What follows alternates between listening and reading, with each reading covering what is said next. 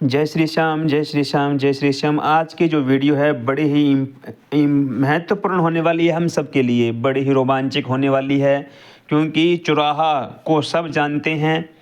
चुराहा क्या होता है किसी को बताने की कोई आवश्यकता नहीं है। वैसे भी फिर भी मैं एक बार बता देता हूँ, जहाँ चार रास्ते लगते हो मोहल्ले में, गली में, जहाँ चार रास्ते लगते हो उसे चौराहा बोल देते हैं। और उस चौराहा में अगर किसी का पैर आ जाता है तो वो व्यक्ति दिक्कत में आ जाता है, दिक्कत हो जाती है, नकारात्मक ऊर्जा उसको घेर लेती है।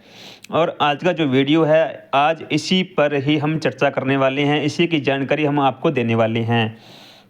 और चैनल को शुरू करने से पहले और मैं चाहूँगा कि जो चैनल पर जो मेरे नए भाई आए हैं वो चैनल को लाइक करें, सब्सक्राइब करें, बेल आइकन के निशान पर प्रेस करें और आने वाले छोटी छोटी वीडियोओं को कम से कम 10 लोगों के पास अवश्य भेजें, ज़रूर भेजें, ताकि उनका भी कल्याण हो सके, उनको भी फ़ायदा हो सके और वो व्यक्ति भी आगे 10 लोगों को वीडियो अवश्य भेजें।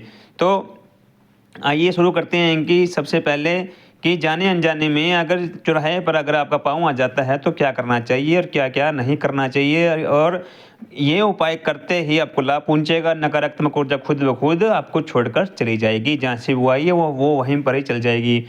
जब हम देखते हैं कि शनिवार का दिन हो या मंगलवार का दिन हो या वीरवार का दिन हो, अधिकतर शनिवार के दिन ये टोटके किए जाते हैं, करने वाले करते हैं जिनको दिक्कतें होती है। जो तांत्रिक ओझा मौलवी पंडित जो उन्हें बोल देते हैं वो अपने फ़ायदे के लिए करते हैं। और शनिवार के दिन अक्सर आपने देखा होगा कि चौराहे के बीच में गुड़िया लाल कपड़े में गुड़िया पड़ी होती है, मटका पड़ा होता है, चूड़ियाँ पड़ी होती है, 7 प्रकार की मिठाई होती है, एक मटके के अंदर फिट होते हैं, ऊपर से मटका बंद होता है, और बहुत बार आपने देखा भी होगा। और बहुत सी अन्य चीज़ें होती हैं जो तंत्र क्रिया में प्रयोग की जाती है। जो व्यक्ति ग्रसित होता है, जो व्यक्ति रोगी होता है, प्रेत रोगी होता है, और तांत्रिक ओझा मौलवी पंडित उसको बता देते हैं, तो उसके ऊपर उतारा करके वो चीज़ें शनिवार के दिन या मंगलवार के दिन वो चौराहे में रख के आ जाते हैं, अपना उतारा करके आ जाते हैं। और जो बारली माता होती है वो भूत प्रेतों की रानी होती है, महारानी होती है। भूत और प्रेत उनके दासी होते हैं, उनके आगे पीछे काम करते हैं, उनका कहना मानते हैं।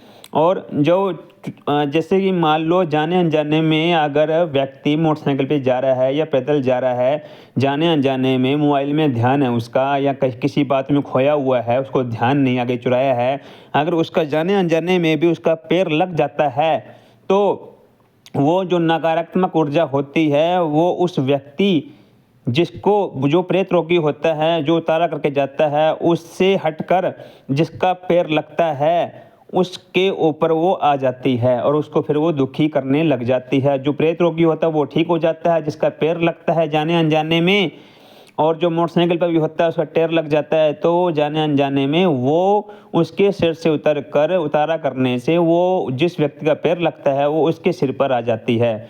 और उसके बाद उसको हर एक कार्य में उसको तकलीफ़ होना शुरू हो जाती है, हर एक कार्य में उसकी रुकावट लगना शुरू हो जाती है, मांगलिक कार्य रुक जाते हैं और हर प्रकार की उसको दिक्कतें आनी शुरू हो जाती है।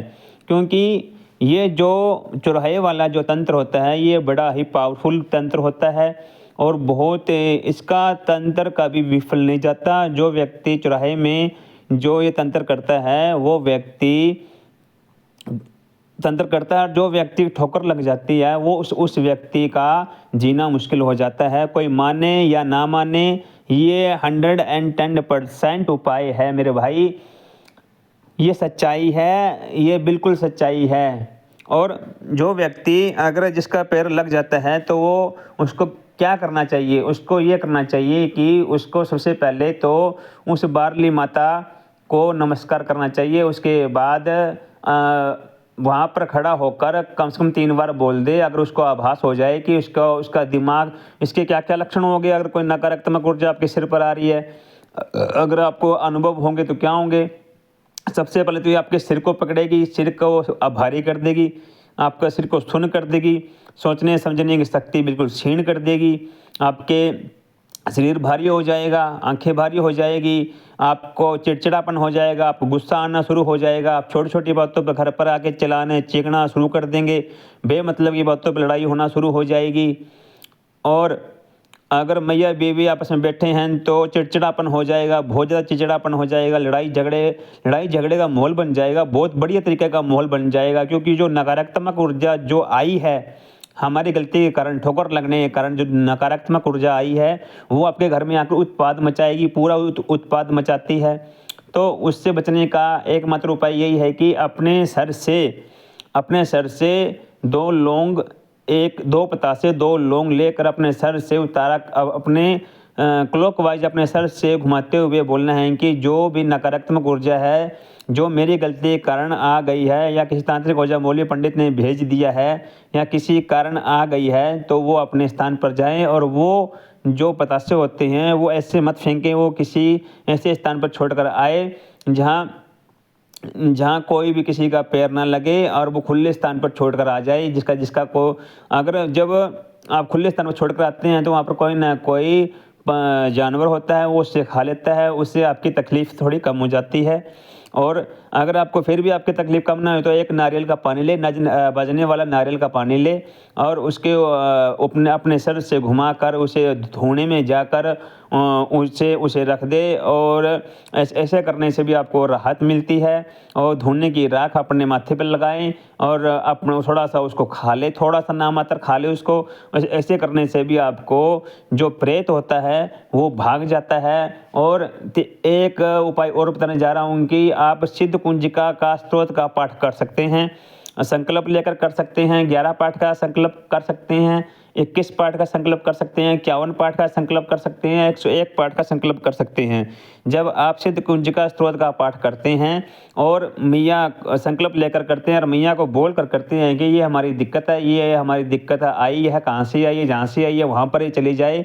और जब आप सिद्ध कुंजिका स्तोत्र का जब पाठ करते हैं तो यकीन मानिए आपको बहुत जल्द आराम पड़ता है और जो नकारात्मक ऊर्जा होती है वो जिस स्थान से आई हुई होती है वो उसी स्थान पर चली जाती है।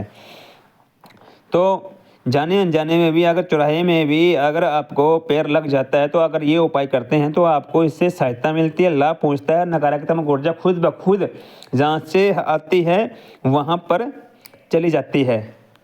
तो आशा करता हूँ कि मेरे द्वारा दी गई जानकारी आपको पसंद आई होगी। जय श्री श्याम, जय श्री श्याम, जय श्री।